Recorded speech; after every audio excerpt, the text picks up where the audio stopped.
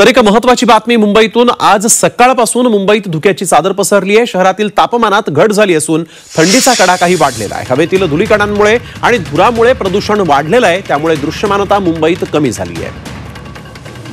तर यावेळेस आढावा घेतला आमचे प्रतिनिधी मनोज कुलकर्णी यांनी। मुंबईत आज प्रदूषणात वाढ झाली असून हवेची गुणवत्ता ढासळली आहे। त्याचबरोबर मुंबईत प्रदूषण जे आहे ते वाढलेलं आहे। तर धुक्याची चादर सुद्धा आज सकाळपासून मोठ्या प्रमाणात मुंबईवर असल्याचं पाहायला मिळतं। मी आहे तर शिवडी या भागामध्ये आणि शिवडी या भागामध्ये बघू शकता आपण कशा प्रकारचं वातावरण आहे।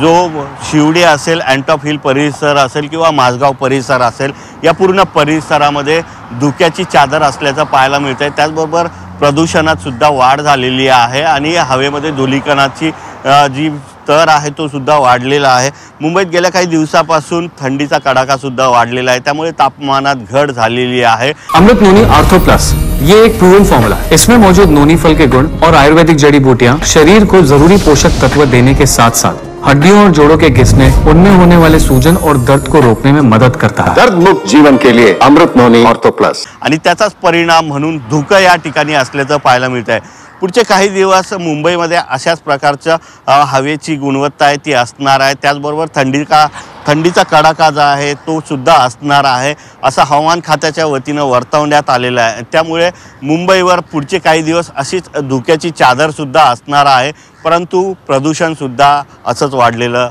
दिसणार आहे। व्हिडिओ जर्नलिस्ट नरसिंग मनोज कुलकर्णी, झी 24 तास, मुंबई।